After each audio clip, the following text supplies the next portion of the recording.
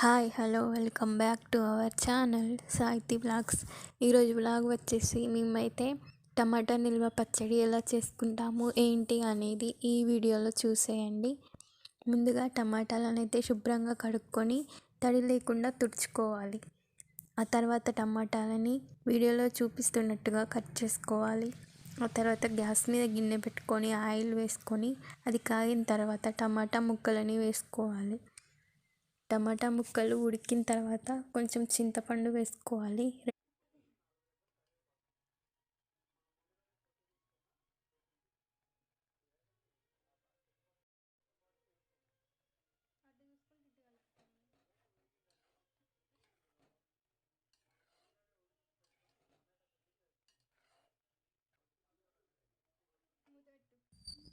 చింతపండు వేసుకున్నాక ఒక 2-3 నిమిషాలు ఉడికించుకోవాలి.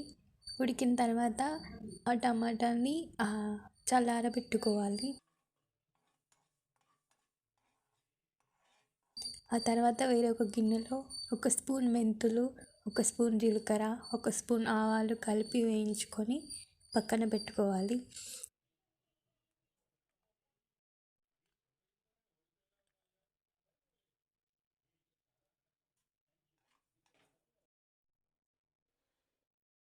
ఆ తర్వాత వేయించుకొని పక్కన పెట్టుకున్న వాటిని మిక్సీ పట్టుకోవాలి. అందులోనే కారపొడి వేసుకొని పట్టుకోవాలి. మేమైతే కిలో టమాటాలకి ఒక చిన్న గ్లాస్ 2.5 కప్పుల కారపొడి అయితే తీసుకున్నాము. ఉడకబెట్టిన టమాటాలని కూడా మిక్సీ పట్టుకోవాలి. అన్నింటినీ మిక్సీ పట్టుకున్నాక